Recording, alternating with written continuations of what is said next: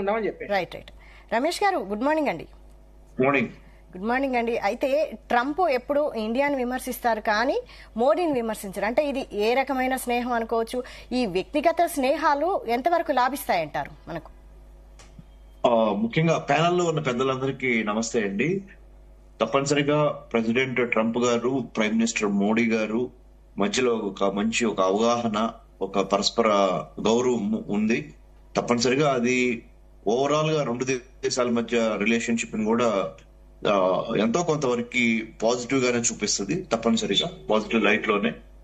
ఇప్పుడు ఒక చక్కటి దీర్ఘకాలిక లక్ష్యం పెట్టుకోవటం, ఆ లక్ష్యానికి అనుగుణంగా పనిచేయటం అనేది plan, prepare, perspire and inspire అనే ఒక 4 ఈ వర్డ్స్ చాలా కీ వర్డ్స్ అండి. We have to plan, we have to prepare, we have to perspire and then only we can inspire అనే ఒక విధంగానే ఉంది.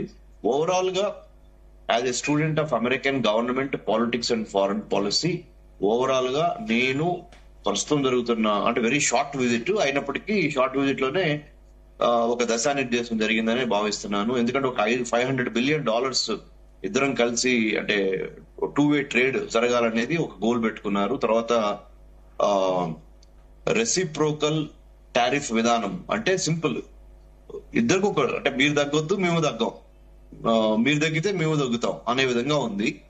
దాన్ని మనము పాజిటివ్ గా చూడాలా, నెగిటివ్ గా చూడాలా అన్నప్పుడు ఇది సింక్ ఇన్ అవడానికి ఈ రెండింటిని అడ్జస్ట్మెంట్స్ చేసుకోవడానికి కొంత టైం పడుతుంది. అది నెంబర్ 2. నెంబర్ 3, ఇల్లీగల్ ఇమిగ్రెంట్స్ విషయంలో మీరు ఇల్లీగల్ ఇమిగ్రెంట్స్ మాకు పంపించడం తప్పులేదు, కానీ పంపించే విధానాన్ని కొంతవరకు మీరు సరి చేసుకోవాలని ప్రైమ్ మినిస్టర్ మోడీ గారు ప్రెసిడెంట్ ట్రంప్ ని కోరడం జరిగింది. దాంట్లో కూడా కొంత మార్పు రాబోయే రోజుల్లో చూడొచ్చు మనము. తర్వాత మన science, technology, engineering, mathematics and medicine stem students కు సంబంధించి F1 స్టూడెంట్ వీసాలకు సంబంధించి కూడా సైడ్ లైన్స్ లో డెఫినెట్ గా దానికి సంబంధించిన కూడా డిస్కషన్స్ వచ్చినవి. దాంతో పాటు అన్నిటికన్నా ముఖ్యంగా కంపాక్ట్ అనే ఒక కొత్త వర్డ్ ఒకటి వినపడింది. అంటే ముఖ్యంగా డిఫెన్స్ సెక్యూరిటీనే కాకుండా ట్రేడ్, టెక్నాలజీ విషయాల్లో కూడా కలిసి పనిచేయాలి. ఓవరాల్ గా ఇంకా ఎక్కువ పరిగానే చేయాలి. తర్వాత intensive critical and emerging technologies మీద కూడా చాలా ఇచ్చిపుచ్చుకోవాలి మనము. అంటే ఆర్టిఫిషియల్ ఇంటెలిజెన్స్ తో పాటు మిగతా క్వాంటమ్ కంప్యూటింగ్ ఇంకా మిగతా వాటిల్లో కూడా ఇచ్చిపుచ్చుకునే విధంగా ఉండాలి. తర్వాత co production of certain military items, తర్వాత చైనీస్ ఎన్లార్జ్మెంట్, ఎంట్రాప్మెంట్, ఎన్సర్కిల్మెంట్ అనే దానికి వ్యతిరేకంగా IMEC, India Middle East economic corridor తో పాటు I2U2, తర్వాత క్వాడ్, అన్నిటికన్నా మించి క్వాడ్ అంటే ఆస్ట్రేలియా, అమెరికా, ఇండియా, జపాన్ కలిసి ఏ విధంగా మనము చైనాని ఎదుర్కోవాలనే దాని మీద కూడా ఒక అవగాహన. ఫైనల్ పాయింట్ ఏంటంటే చైనా, మీరు కలిసి చైనాని ఏమన్నా చెక్ పెడతారా అన్నట్టుగా ఒక ప్రశ్న అడిగితే మేము కలిసి పనిచేసి మంచిగా ముందరికెళ్దాం అనుకుంటామే కానీ చైనానే దృష్టిలో పెట్టుకొని చేయము అని ట్రంప్ ప్రెసిడెంట్ గారు చెప్పడం జరిగింది. అంటే ఆయన డిప్లొమాటిక్ గా ఆన్సర్ ఇచ్చారు ఏంటంటే where we will be working together India and United States, we're ready to take anything by anybody. అంటే ఎవరి ద్వారా ఎటువంటి పెద్ద ఛాలెంజ్ వచ్చినా మేము తీసుకోవడానికి రెడీగానే ఉన్నాము అని చెప్పారు. ఓవరాల్ గా కాకపోతే చిన్న సమస్యలు ఏంటంటే ఆయన ఒకటి ఇండియాకి సంబంధించినంత వరకు టారిఫ్స్ ఇండియా ఎక్కువ వసూలు చేస్తా ఉంటది. హార్లీ డేవిడ్సన్ మీద కూడా విపరీతమైన ట్యాక్స్ వేసింది ఇదివరకు. సో ఇలాంటి కొన్ని విషయాల్లో అయితే ఇంకా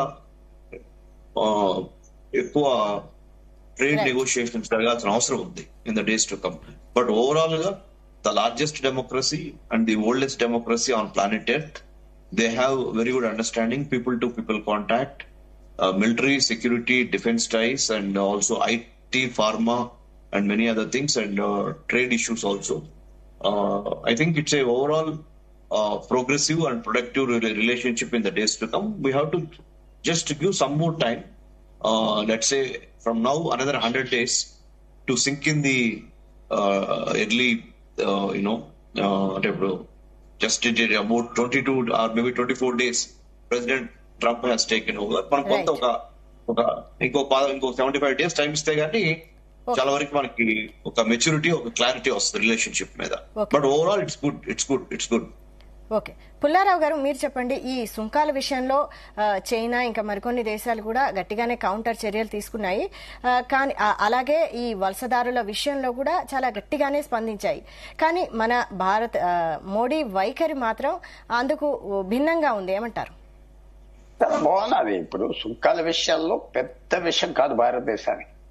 ఎందుకంటే మనం వాళ్ళ నుంచి ఆయిల్ కొనటానికి, లేకపోతే కొత్త ఏరియాస్ లో ఆయిల్ రిసోర్సెస్ ని ఎక్స్ప్లాయిట్ చేయడానికి భారతదేశానికి ఏమీ తప్పు లేదు. కొద్దిగా ధర